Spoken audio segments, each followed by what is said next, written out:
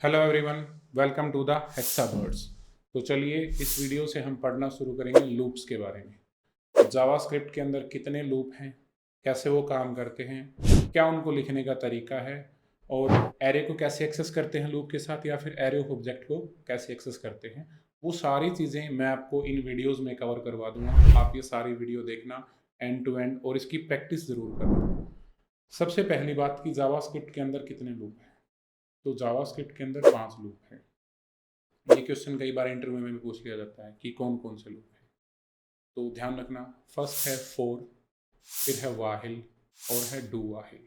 ये 3 major loop हैं जिनका हम इंडेक्सिंग वगैरह आई की वैल्यू को यूज़ करके काम करते हैं। अब 2 लूप और हैं, फॉर इन और फॉर ऑफ। उनमें डायरेक्ट हमें या तो आइटम मिल जाता है या उसका इंडेक्स मिल जाता है। ये चीज़ें कैसे है, कैसे काम करती हैं, इसके लिए आपको वरी करने की ज़रूरत नहीं है। वीडियो में आपको मैं क्लियरली आपको समझाऊंगा, आपका ये क्वेश्चन भी क्लियर हो जाएगा। लेकिन ध्यान देने वाली बात ये है कि जावास्क्रिप्ट के अंदर 5 लूप है। फिर से रिपीट कर रहा हूँ, फॉर, वाहिल, डू वाहिल, फॉर इन और फॉर ऑफ। ठीक है, आज हम फॉर लूप के बारे में पढ़ेंगे कि फॉर लूप को लिखने का तरीका क्या है, कैसे उसको यूज़ करते हैं, उसकी नेस्टिंग कैसे करनी है, और एरे ऑफ ऑब्जेक्ट के ऊपर कैसे उसको अप्लाई करना है। तो चलिए कोड के अंदर शुरू करते हैं। तो फर्स्ट ऑफ ऑल मैं यहाँ पे कमेंट डाल दूंगा कि हम फॉर लूप पढ़ने वाले हैं। ठीक है, पहली चीज़ हम सीखेंगे कि इसको लिखने का सिंटैक्स क्या है। एक बार मैं कोड लिख देता हूँ, फिर आपको समझाऊंगा कि क्या लिखा है और क्यों लिखा है। फॉर लेट आई, जो मेरा है 0 से इनिशियलाइज होगा, आई जब तक मेरा छोटा है 3 से, और आई में इंक्रीमेंट CLG आई। ठीक है, ये है मेरा फॉर लूप को लिखने का तरीका। Way of writing a code is known as syntax. तो आप ये बोल सकते हो, कोई बोलता है कि लिखने का सिंटैक्स है। ठीक है, तो ध्यान देने वाली बात क्या है कि जब भी आप फॉर लूप लिखते हो तो आपको फॉर कीवर्ड का यूज़ करना है। वाहिल लिखते हो तो वाहिल कीवर्ड का यूज़ करना है। डू वाहिल लिखते हो तो डू और वाहिल कीवर्ड का यूज़ होता है। अब ये जो फॉर कीवर्ड है, ये एक रिजर्व कीवर्ड है। रिजर्व कीवर्ड्स क्या होते हैं? वो कीवर्ड्स जो किसी स्पेसिफिक टास्क के लिए पाइथन लैंग्वेज ने रिजर्व कर रखे हैं। सॉरी, जावास्क्रिप्ट ने, मैं पाइथन में करता हूँ तो मिस्टेक हो जाती है। जावास्क्रिप्ट ने जो कीवर्ड्स रिजर्व कर रखे हैं, ऐसा नहीं है, पाइथन के अंदर भी रिजर्व है। हर लैंग्वेज के अंदर जो भी कोई फॉर लूप के लिए, वाइल लूप के लिए कोई भी स्पेसिफिक कीवर्ड है, वो हर लैंग्वेज में रिजर्व है। पाइथन में भी फॉर रिजर्व है। ठीक है, लेकिन हम जावास्क्रिप्ट पढ़ रहे हैं। तो जो फॉर है वो एक रिजर्व कीवर्ड है। हम अपने मतलब के लिए इसको यूज़ नहीं कर सकते। जिस पर्पज़ के लिए उन्होंने इसको सजेस्ट किया है, सिर्फ उसी पर्पज़ से यूज़ कर सकते हैं। अब ये फॉर लूप को क्रिएट करने के लिए काम आता है। ऐसे आप अगर आप खुद को लेट एक वेरिएबल के अंदर फॉर लिखना चाहो 9, तो ये एरर आ जाएगा। क्यों? क्योंकि फॉर क्या है? रिजर्व कीवर्ड है। कौन कौन से रिजर्व कीवर्ड है, आप ये W3 वेबसाइट के ऊपर जाके देख सकते हो। W3 स्कूल्स के नाम से एक वेबसाइट है। रिजर्व कीवर्ड्स आप गूगल में भी सर्च कर लोगे तो आपको पता लग जाएगा। नहीं तो आप जैसे जैसे कोडिंग करते जाओगे ना, आपको पता लगता जाएगा। जैसे इफ एल्स वगैरह है, ब्रेक है, कंटिन्यू है, ये सारे क्या है? रिजर्व कीवर्ड्स हैं। उस टॉपिक को छोड़िए, हम बात करते हैं फॉर लूप की। कि देखिए ये क्या है? फॉर लूप है। अब इसमें 2 ब्लॉक हैं, ध्यान देना। मैं इसको स्पेस देके थोड़ा दूर कर रहा हूँ। एक तो ब्लॉक है ये ब्लॉक किसके लिए है? कंडीशन के लिए। दूसरा ब्लॉक है ये है फॉर का ब्लॉक। ये कंडीशन अगर ट्रू होगी तो ये फॉर का ब्लॉक चल जाएगा। अगर ये कंडीशन फॉल्स होगी तो ये लूप टर्मिनेट हो जाएगा। ये चीज़ आपको ध्यान रखनी है। अब इसको मैं वापस कर रहा हूँ वहीं। ठीक है, अब बात करते हैं इसके अंदर के कंडीशन ब्लॉक की। मैंने यहाँ पे क्या करवाया है? आई को इनिशियलाइज करवाया है 0 से। इस लाइन का क्या मतलब है? आई की वैल्यू है, मैंने उसको क्या सेट कर दिया है? 0। क्लियर है? सेकंड जो चीज़ है, वहाँ पे मैं चेक कर रहा हूँ क्या जो मेरी आई की वैल्यू है वो 3 से छोटी है। हाँ जी, छोटी है। जैसे ही यहाँ से ट्रू या फॉल्स मिलता है, उसके ऊपर लूप रिएक्ट करता है। अब आई जो मेरा है 3 से छोटा है, इसका मतलब है ट्रू मिला है। ट्रू मिला है तो 4 का जो ब्लॉक है वो रन हो जाएगा। अब उसमें कौन सा कोड लिखा है, क्या लिखा है, कोई मैटर नहीं करता है। उसके अंदर जो भी लिखा होगा रन हो जाएगा। फॉर लूप को इससे कोई फर्क नहीं पड़ता उसके अंदर क्या लिखा है। अब देखो, इसके अंदर मैंने लिख रखा है कंसोल लॉग आई। इसका मतलब है कंसोल के अंदर लॉग हो जाएगा आई। आपको मैं करके दिखा दूँ, node index.js। ये देखिए, 0 1 2। अब आप कह रहे होगे कि यहाँ पे तो 1 और 2 भी आया है। 1 और 2 इसलिए आया है कि फर्स्ट टाइम जब मेरा लूप चला, आई की वैल्यू 0 थी, कंडीशन चेक हुई, कंडीशन ट्रू थी, तो 0 क्या हो गया, प्रिंट हो गया है। अब ये जो मैंने इंक्रीमेंट लिखा आई के अंदर, ये वाली चीज़ चलती है। इसका इंक्रीमेंट का क्या मतलब है, आई की एग्जिस्टिंग वैल्यू के अंदर एक इंक्रीज हो रहा है। अब एक इंक्रीज होगा तो आई की वैल्यू कितनी हो गई है, 1 हो गई है। अब फिर से कंडीशन चेक होगी। अब कंडीशन क्या है, क्या आई मेरा 3 से छोटा है। अब मेरी आई की वैल्यू है 1, क्या 3 से छोटी है, हाँ जी छोटी है। इसका मतलब है ट्रू मिला है। जैसे ही ट्रू मिलेगा 4 का ब्लॉक चल जाएगा। 4 के ब्लॉक में मैंने आई को कंट्रोल करवा रखा है, इसलिए यहाँ पे क्या आ गया है, 0 के बाद 1 आ गया है। अब फिर से इंक्रीमेंट होगा, इंक्रीमेंट होकर आई की वैल्यू 2 हो जाएगी। क्या 2 मेरा 3 से छोटा है, हाँ जी छोटा है, इसलिए फिर से ब्लॉक चल जाएगा और 2 क्या हो जाएगा, प्रिंट हो जाएगा। अब आई की वैल्यू मेरी इंक्रीमेंट होगी 3 हो जाएगी। अब देखो, क्या 3 से छोटा है, नहीं है, इसका मतलब यहाँ से क्या मिला, फॉल्स। जैसे ही फॉल्स मिलेगा लूप टर्मिनेट हो जाएगा। क्लियर है, इसलिए कितना आउटपुट आ गया, 0 1 2 3।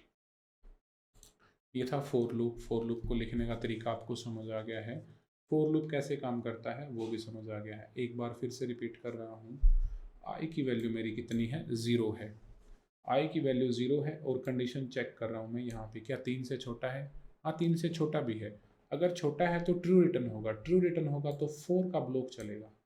अब ये 4 के ब्लॉक में मैंने जो भी कोड लिखा होगा ना वो रन हो जाएगा। आप यहाँ पे कुछ भी लिख सकते हो, मान लो किसी केस में आप एक और 4 ब्लॉक लिखोगे, फोर लूप नहीं तो वाहिल भी लिख सकते हो आप, इसके अंदर डू वाहिल कुछ लिख सकते हो, अंदर आपकी मर्जी है। लूप का काम है कि जब तक ट्रू मिल रहा है अंदर के कोड को रन करना है, बस। क्लियर है। अब यहाँ से 0 था तो 0 के लिए रन हो गया क्योंकि ट्रू आ रहा है यहाँ से, 0 3 से छोटा है। 1 के केस में भी ट्रू आएगा, 2 के केस में भी ट्रू आएगा, तो 0 1 2 के लिए कोड क्या कर देगा, रन हो जाएगा। 0 को भी प्रिंट कर देगा, 1 को भी प्रिंट कर देगा और 2 को भी प्रिंट कर देगा। अब जैसे ही 3 होगा तो ये कंडीशन क्या हो जाएगी, फॉल्स हो जाएगी। जैसे ही ये कंडीशन फॉल्स होगी मेरा लूप टर्मिनेट हो जाएगा। तो ये है फोर लूप। अब बात करते हैं कि यहाँ पे मैंने जो इंक्रीमेंट लिखा है यहाँ पे मैं डिक्रीमेंट भी लिख सकता हूँ। क्लियर है। अब डिक्रीमेंट अगर लिख दूँ इसी केस में तो आई की वैल्यू पहले कितनी है, 0, तो 0 प्रिंट हो जाएगी। फिर कितनी हो जाएगी, डिक्रीमेंट होगी -1, फिर -2, फिर -3। ऐसे करते करते हर केस में ये वैल्यू ट्रू रहेगी, फॉल्स होगी ही नहीं। तो लूप मेरा क्या हो जाएगा, इनफाइनाइट हो जाएगा। अगर इस केस में मैं रन कर दूं तो ये देखिए हमेशा माइनस में चलता रहेगा। अगर आपका भी लूप अगर ऐसे माइनस में चल रहा है, किसी केस में आपका इनफाइनाइट चला गया तो Ctrl+C प्रेस कर दो, का टर्मिनल रुक जाएगा। क्लियर है। अब बात करते हैं यहाँ पे, अगर मुझे किसी लूप को रिवर्स चलाना है तो मैं रिवर्स भी चला सकता हूँ। कैसे, जैसे मुझे इसे 10 से लेकर 0 तक चलाना हो तो मैं यहाँ पे लिखूंगा 10। लूप मेरा किससे शुरू होगा, जहाँ से चलाना है मुझे वो वैल्यू वहीं से इनिशियलाइज करनी पड़ेगी। 10 से मैं शुरू करवा रहा हूँ और मैं कहाँ तक चाहता हूँ, 0 तक चला जाए। अब मैं यहाँ पे ग्रेटर देन लगाऊंगा। क्या लगाऊंगा, ग्रेटर देन। क्यों लगाऊंगा, क्योंकि 10 मेरा क्या है, 0 से बड़ा है। अब देखो इस लूप की वर्किंग कैसे रहेगी। आई की वैल्यू कितनी है, 10। क्या ये मेरी 0 से बड़ी है, हाँ जी बिल्कुल बड़ी है। जो ये ट्रू हो गया तो अंदर का ब्लॉक क्या है, चल जाएगा और वैल्यू कितनी प्रिंट होके आ जाएगी। यहाँ पे मैं आपको CLS करके दिखाऊँ एक बार, नोड index.js, ये देखिए सबसे पहले 10 प्रिंट होके आ गया। फिर क्या होगा, डिक्रीमेंट होगा, 9 हो जाएगा। 9 क्या मेरा 0 से बड़ा है, हाँ जी बड़ा है, फिर 9 प्रिंट हो जाएगा। ऐसे ही 8 7 5 6 ये 1 तक चला जाएगा क्योंकि यहाँ पे मैंने 0 लिखा है। जैसे ही वैल्यू क्या होगी, 0 होगी, लूप टर्मिनेट हो जाएगा। 0 0 से बड़ा नहीं है। अगर आपको यहाँ 0 भी लेके आना है तो हम यहाँ एक ऑपरेटर और यूज कर सकते हैं, उसका नाम है ग्रेटर देन इक्वल। अब यहाँ पे क्या होगा, जब वैल्यू 0 होगी तो अब कंडीशन चेक हो रही है, क्या वैल्यू 0 से बड़ी या 0 है। 0 तो है। जैसे ही 0 आएगी तो 0 भी प्रिंट हो जाएगी। अगर आपको मैं इसको दोबारा रन करके दिखाऊं तो इस केस में क्या आ गया है, 0 भी प्रिंट होके आ गया है। तो आपने लूप को रिवर्स करना भी सीख लिया है, फॉरवर्ड चलाना भी सीख लिया है। अब बात करते हैं कि लूप की मदद से हम किसी एरे को भी एक्सेस कर सकते हैं क्या, हाँ जी बिल्कुल कर सकते हैं। मान लो ये मेरा एक एरे है, इसमें 4 कुछ वैल्यूज़ मैंने डाल दी हैं रैंडमली, जो भी आपको डालना है डाल दो। अब देखो, एक बार लूप को भूल जाओ।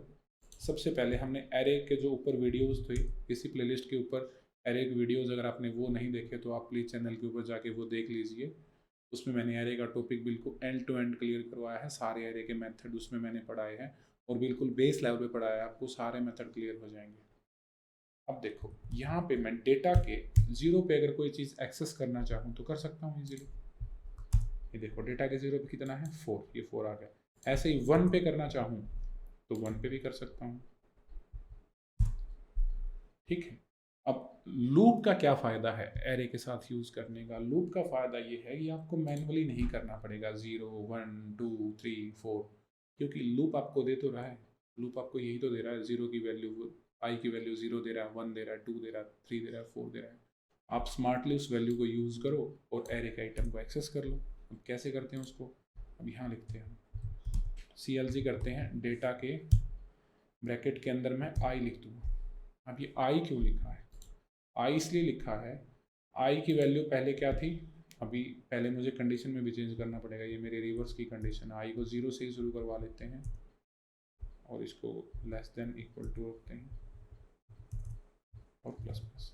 ये मेरी सिंपल फॉर लूप की कंडीशन थी। अभी तो देखिए, मैं यहाँ पे 3 लिख रहा था, कभी 4 लिख रहा था। अब मैं ये मर्जी से नहीं लिखूंगा। क्यों नहीं लिखूंगा?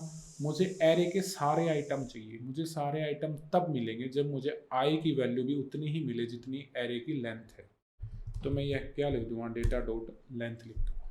अब मेरा लूप है जो 0 से चलेगा, यानी 0 इंडेक्स पे जो आई डेटा के 0 इंडेक्स पे होगा उसको भी फैच कर लेगा और उसकी लेंथ तक जाएगा। मुझे इनको काउंट करने की ज़रूरत नहीं है। ठीक है। अब अगर मैं इसको रन कर दूँ तो एरे के सारे आइटम क्या हो जाएंगे, कंसोल लॉग के अंदर प्रिंट होकर आ जाएंगे। ये काम कैसे हुआ है एक बार आपको फिर से समझाता हूँ। आई की वैल्यू कितनी है, 0। मैं चाहूँ तो इसको 1 भी रख सकता हूँ, मेरी मर्जी है, लेकिन मुझे 0 रखनी है क्योंकि मुझे डेटा के जो 0 पे है वो एलिमेंट मुझे चाहिए। अब 1 पे है मुझे वो भी चाहिए, जो 2 पे मुझे वो भी चाहिए। इसलिए मैं कहाँ तक लेके जाऊँगा, 0 से शुरू करूँगा और जितनी इसकी लेंथ है वहाँ तक मैं मेरे लूप को लेके जाऊँगा। तो मुझे ये क्या कर देगा, हर एक आइटम को कंसोल के अंदर लॉक करके दे देगा। देखो, क्लियर है। अब ये तो था सिंपल एरे। अगर मुझे क्या करना हो, एरे ऑफ ऑब्जेक्ट है, मान लो मेरे पास 2 ऑब्जेक्ट बना लेता हूँ। ये 2 ऑब्जेक्ट बन गए। अगर ये खाली है तो भी कोई फर्क नहीं पड़ता, खाली भी यहाँ पे प्रिंट होके आ जाएंगी। अभी यहाँ पे देखो, मैं रिटर्न कर दूँगा तो दोनों आ गए खाली। अब इसके अंदर कुछ वैल्यूज़ रखते हैं। फर्स्ट ऑफ ऑल नेम रखते हैं और उसको डमी रखते हैं, और सेकंड जो वैल्यू रखूँगा मैं वो रोल रखूँगा, रोल नंबर, और कोई भी रैंडम वैल्यू आप यूज़ कर लो। नेम होगा मेरा, वो होगा टेस्ट, और जो रोल होगा वो होगा मेरा कुछ भी। अब देखो, अब इसकी लेंथ कितनी है डेटा की, 2। इसके अंदर 2 ही ऑब्जेक्ट है, तो ये लूप 2 बार चलेगा, 0 के लिए और 1 के लिए। ये देखिए, दोनों मेरे ऑब्जेक्ट प्रिंट होके आ गए। आपको मैं यहाँ पे आई की वैल्यू भी दिखा देता हूँ, CLG आई भी मैं प्रिंट करके दिखाता हूँ कि आई की वैल्यू कितनी आई है। 0 आएगी और 1 आएगी, 2 ही बार आएगा। ये देखो, आई की वैल्यू कितनी आई है, 0 आई है और 1 आई है। क्लियर है, क्योंकि मेरे 2 ही ऑब्जेक्ट थे।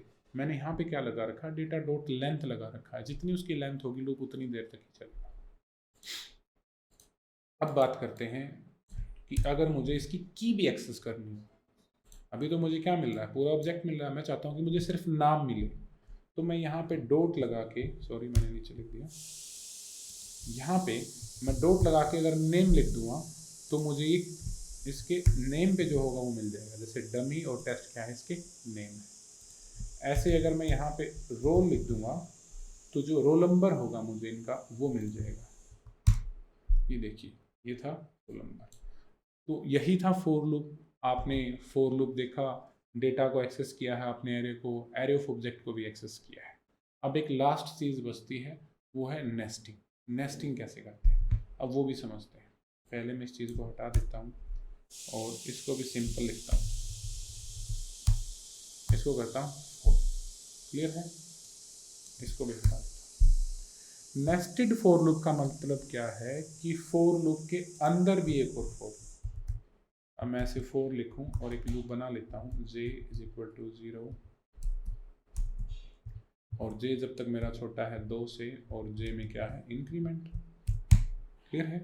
और यहाँ पे मैं CLG I और j आपको दोनों दिखाऊंगा।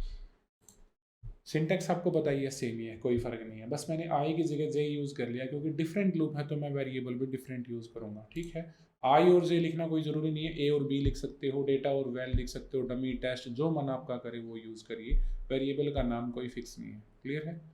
अब देखिए ये काम कैसे करेगा, ध्यान से सुनो। जब भी लूप के अंदर एक और लूप रहेगा तो बाहर का लूप एक बार चलेगा और अंदर का पूरा चल जाएगा। पूरे से मतलब कि 2 लेंथ दे रखी है तो 2 बार चलना है तो 2 बार चल जाएगा, 3 दे रखी है तो 3 बार चल जाएगा, 4 दे रखी है तो 4 बार चल जाएगा। लेकिन बाहर का एक बार चलेगा। बाहर का एक बार चला, अंदर का पूरा चल गया। फिर बाहर का दूसरी बार चला, अंदर का फिर से 0 से लेके पूरा चल गया। अभी आपको मैं यहाँ कोड के अंदर दिखाऊंगा तो समझ आएगा। यहाँ पे मैं लिखता हूँ नोड index.js, ये देखिए, इसको ऊपर करते हैं, यहाँ देखते हैं। देखिए बाहर का लूप जब चला तो i की वैल्यू कितनी थी, 0। क्लियर है। उसके बाद अंदर के लूप के पास आए, 0 थी, 4 के लिए ट्रू रहेगा, केस क्या 4 से छोटा है, हाँ जी मेरा 0 4 से छोटा है तो अंदर आ गया है। अब जैसे ही अंदर आएगा तो अंदर एक और लूप है, उसके लिए क्या है, j की वैल्यू 0, मैं j की वैल्यू भी 0 लिख देता हूँ। क्लियर है। i की वैल्यू भी 0 है, j की वैल्यू भी 0 है। अब j की वैल्यू के लिए यहाँ कंडीशन चेक होगी, क्या 0 मेरा 2 से छोटा है, हाँ जी छोटा है। इसका मतलब अंदर वाले 4 के अंदर जो लिखा होगा वो चलने वाला है। अब मैंने वहाँ पे क्या लिखा, कंसोल लो कर दो i और j को, मतलब i को और j को दोनों को प्रिंट कर दो। तो i भी 0 है, j भी 0 है, यहाँ पे ये क्या हो गया है, प्रिंट हो गया है। क्लियर है। अब है जो इंक्रीमेंट होगा वो अंदर का लूप चलेगा सिर्फ।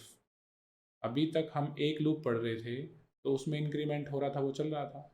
इस केस में क्या होगा, जब 2 आपके लूप है, लूप के अंदर लूप है, तो बाहर का लूप एक बार चलेगा, अंदर का जितनी बार चलना है ना उसको पूरा चल जाएगा। अब j 0 के लिए चल गया, 1 के लिए भी चलेगा, फिर 2 के लिए चलेगा। जब 1 के लिए चलेगा तो j की वैल्यू कितनी हो जाएगी, 1, और यहाँ क्या प्रिंट हो जाएगा, 0 1। अब जब 2 के लिए चलेगा तो 0 2 जो j की वैल्यू है, सॉरी, वो क्या हो जाएगी, 2 हो जाएगी। जैसे ही 2 होगी अंदर का लूप टर्मिनेट हो जाएगा, क्योंकि मैंने कंडीशन में क्या दे रखा है, 2। क्लियर है। अब जाएगा बाहर के लूप के पास, अंदर का एक बार चला, वो सॉरी बाहर का एक बार चला, अंदर का पूरा चल गया। अब i की वैल्यू कितनी हो जाएगी, 1, और j की वैल्यू फिर से 0 हो जाएगी। ये बात ध्यान रखनी है आपको, j की वैल्यू क्या होगी, फिर से 0 हो जाएगी। अब i की वैल्यू कितनी है, 1, और j की वैल्यू कितनी है, 0, प्रिंट हो गया है। फिर j की वैल्यू कितनी हो जाएगी, 1 हो जाएगी, तो 1 1 प्रिंट हो जाएगा।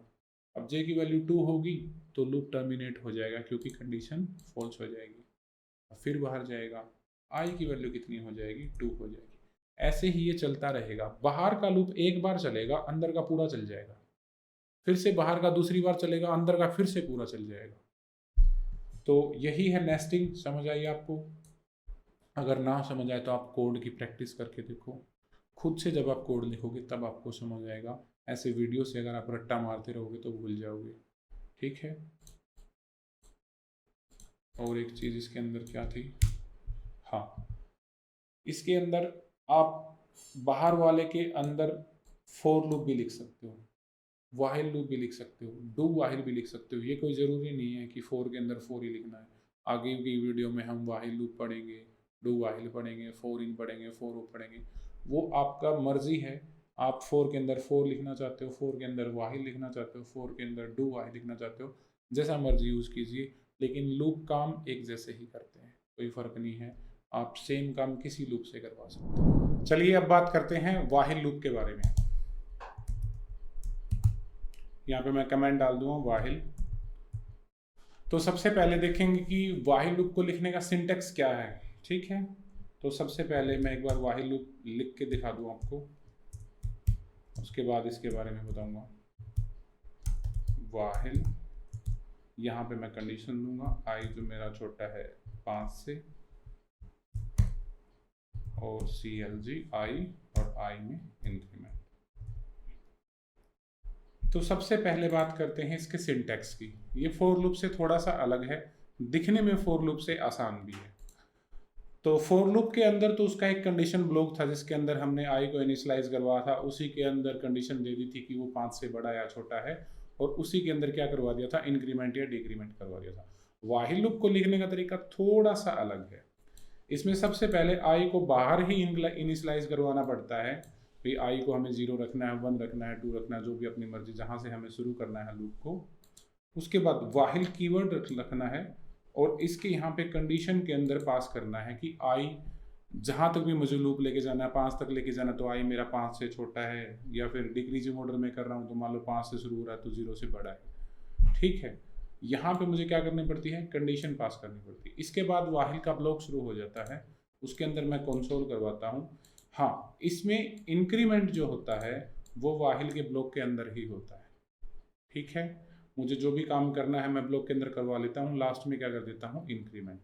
अब इस लूप की भी जो आउटपुट रहेगी सेम फॉर लूप की तरह 0 से 4 तक आएगी। मैं आपको रन करके दिखा दूँ, नोड index.js, ये देखिए 0 1 2 3 4 आ गई। ठीक है, अभी काम कैसे करा, सेम फॉर लूप की तरह है, कोई ज़्यादा फर्क नहीं है। आई मेरा कहाँ से शुरू हो रहा है, 0 से।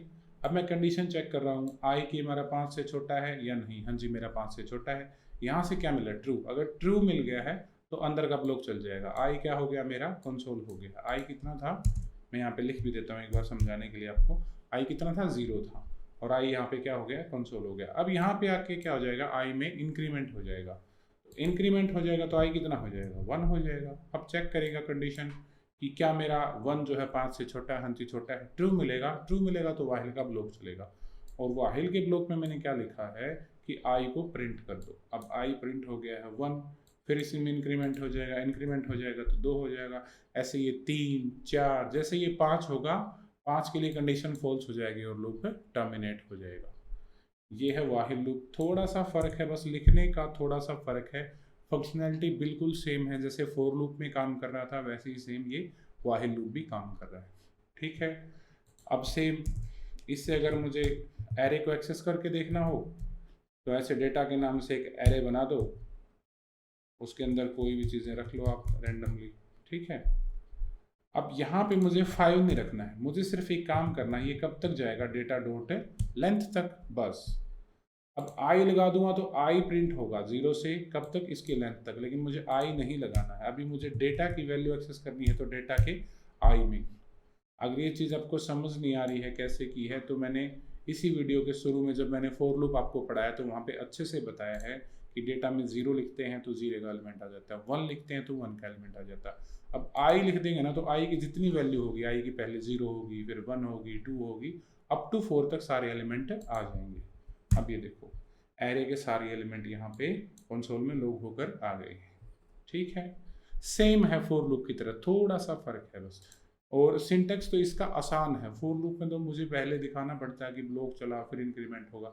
इसमें तो बिल्कुल स्टेप वाइज है। देखो पहले आई इनिशियलाइज हो रही है, उसके बाद कंडीशन चेक हो रही है, उसके बाद प्रिंट हो रहा है, और उसके बाद क्या हो रहा है, इंक्रीमेंट हो रहा है। नेस्टिंग करनी है, नेस्टिंग में बस एक ही बात का ध्यान रखना होता है इसके अंदर।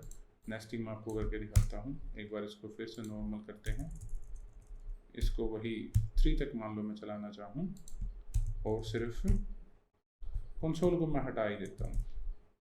ये मेरा सिंपल व्हाइल लूप। अगर मुझे नेस्टिंग करनी है तो जो नया वेरिएबल है वो मुझे इसके अंदर लेना पड़ता है, let j is equal to 0। कई बार हम गलती कर देते हैं कि i को भी बाहर ले लेते हैं और j को भी बाहर ले लेते हैं। अगर j को आप बाहर ले लोगे तो एक बार के लिए तो j की वैल्यू मिल जाएगी, जब ये लूप एक बार चलेगा। अब एक बार मैं लूप लिख दूँ, व्हाइल j जो मेरा अगर छोटा है 3 से, तो इसके अंदर कर दो अब CLG i भी और j भी। अब इसका भी इंक्रीमेंट करना है, इंक्रीमेंट भूल मत जाना, नहीं तो आपका क्या है, लूप जो है इनफाइनाइट में चला जाएगा। ठीक है, अब देखो जैसे फॉर लूप में नेस्टिंग लिखी थी, यहाँ भी सेम नेस्टिंग लिखी है, बस इतना फर्क है इसमें मुझे i और j को बाहर इनिशियलाइज करना पड़ रहा है। अब कई बच्चे j को यहाँ इनिशियलाइज कर लेते हैं, उसकी दिक्कत क्या आएगी, जब आपका लूप एक बार चलेगा तब तो इसको j की वैल्यू मिल जाएगी, लेकिन जब सेकेंड टाइम चलेगा, i के तीनों केस के लिए ये लूप हर बार पूरा पूरा चलेगा। i कितना है मेरा, 0, तो मैं यहाँ पे नीचे लिख देता हूँ, आपको करके दिखा दूँ। आई कितना है 0, और जो मेरा जे होगा वो भी कितना होगा 0 होगा। अंदर आया, जे को चेक किया, कंसोल लो कर देगा आई को और जे को। मैं इसको रन करके दिखा दूँ, इसके आउटपुट क्या आती है। इसके आउटपुट ये देखो 0 0 1 0 2 1 0 1 1 1 2, ठीक है। अब देखो ये जो वाहिल लूप है, ये फोर लूप, ये जो फोर लूप कह रहा हूँ, वाहिल का जो आउटर लूप है, मेन लूप है, ये एक बार चलेगा और अंदर का कंप्लीट चल जाएगा, ठीक है। अब ये जो जब अंदर का चलेगा तो 0 की वैल्यू क्या हो जाएगी, 0 से 1 हो जाएगी, फिर 2 हो जाएगी, फिर 3 हो जाएगी, फिर जैसे ही 3 होगी जो वाहिल का इनर लूप है वो टर्मिनेट हो जाएगा, फिर दोबारा बाहर का चलेगा, आई की वैल्यू कितनी हो जाएगी 1। अब देखो अगर ये जे मैं यहाँ इनिशलाइज कर देता तो इस जे की वैल्यू दोबारा 0 नहीं होती। वाहिल के केस में सिर्फ हमें एक ही ध्यान रखना है, ये जो नया लूप शुरू करते हो इसका पूरा ही सिंटैक्स हमें अंदर लिखना है, गलती से ये जे बाहर मत रख देना बस, ठीक है। बाकी सेम है, कोई फ़र्क नहीं है। जैसे फोर लूप की नेस्टिंग थी वैसे ही वाइल लूप की नेस्टिंग है। बाहर का लूप एक बार चलेगा, अंदर का पूरा चल जाएगा, फिर बाहर का दूसरी बार चलेगा, अंदर का फिर से पूरा चल जाएगा, फिर बाहर का तीसरी बार चलेगा, अंदर का फिर से पूरा चल जाएगा। ऐसे ही काम करता है फोर लूप और वाहिल लूप, ठीक है। तो ये था वाहिल लूप। अब बात करते हैं डू वाहिल लूप की। यहां मैं डालता हूं डू वाहिल। अब देखो सबसे पहले इसका सिंटैक्स देखते हैं, इसको लिखते कैसे हैं। जब भी डू वाहिल लूप हम लिखते हैं तो वही सेम काम, आई को तो हमें इनिशियलाइज करवाना ही है, आई 0 है। अब देखो हमें सबसे पहले डू कीवर्ड लिखना पड़ता है और करली ब्रेसेस लगाते हैं कि डू का मतलब है कर दो, ये काम मेरा कर दो। क्या, मान लो मैं CLG करवाना चाहता हूँ आई को, और इंक्रीमेंट इसमें पहले लिखना पड़ता है, और जो वाहिल की कंडीशन है वो इस करली ब्रैकेट के बाद आती है, और आई अगर मेरा छोटा है 4 से।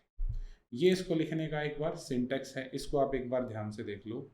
सबसे पहले डू कीवर्ड लिखते हैं और ब्लॉक लिखते हैं लूप का।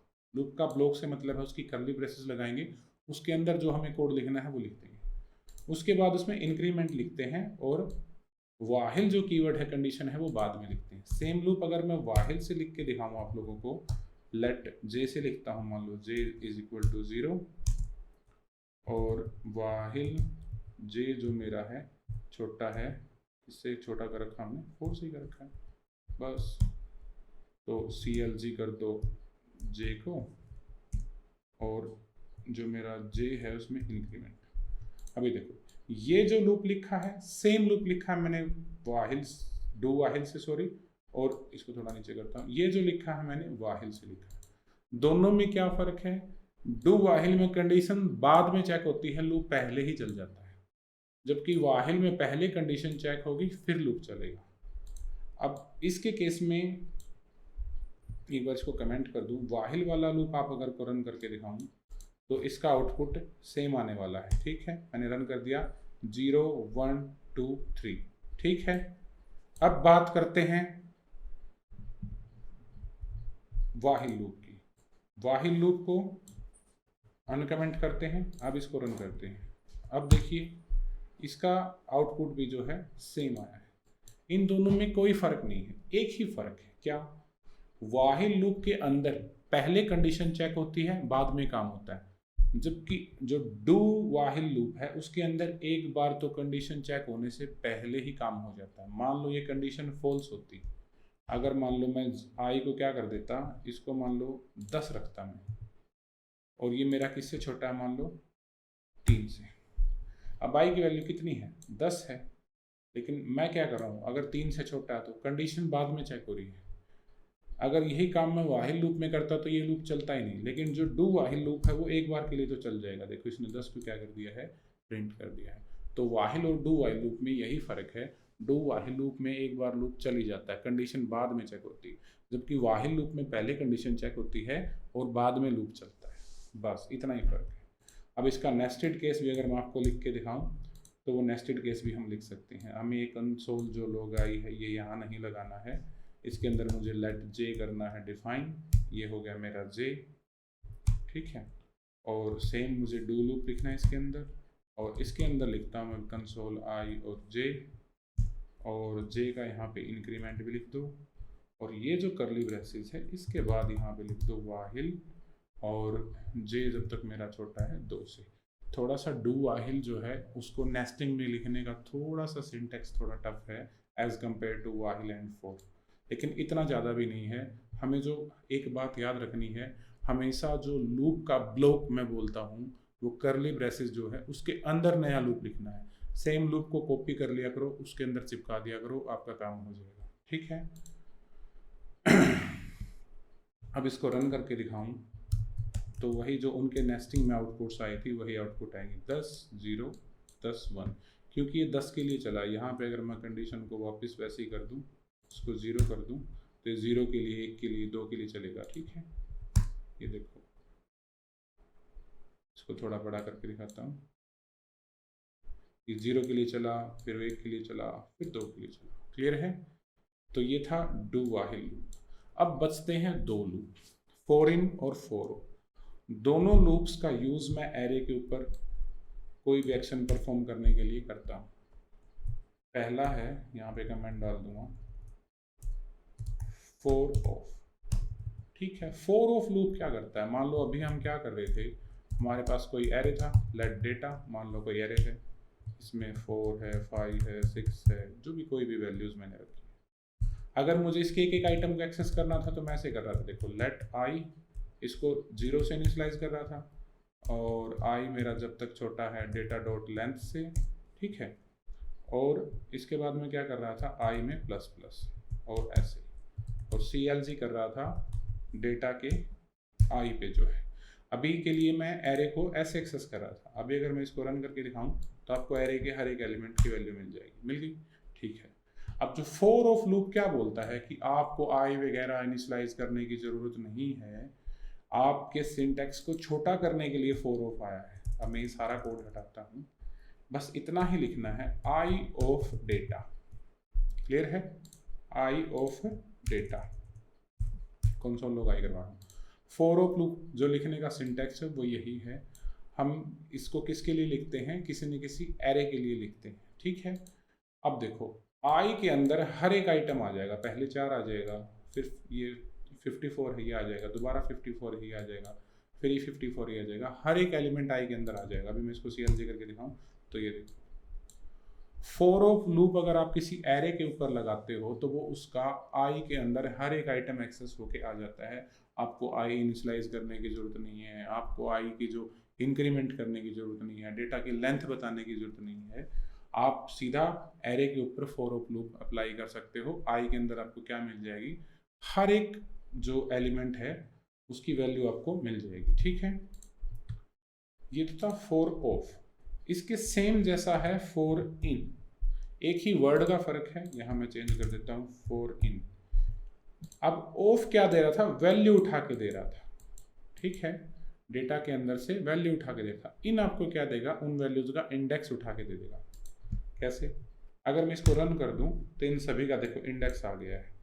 4 कितने पे है, 0 पे है, 54 कितने पे है, 1 पे है, 2 पे है, 3 पे है, 5 पे है।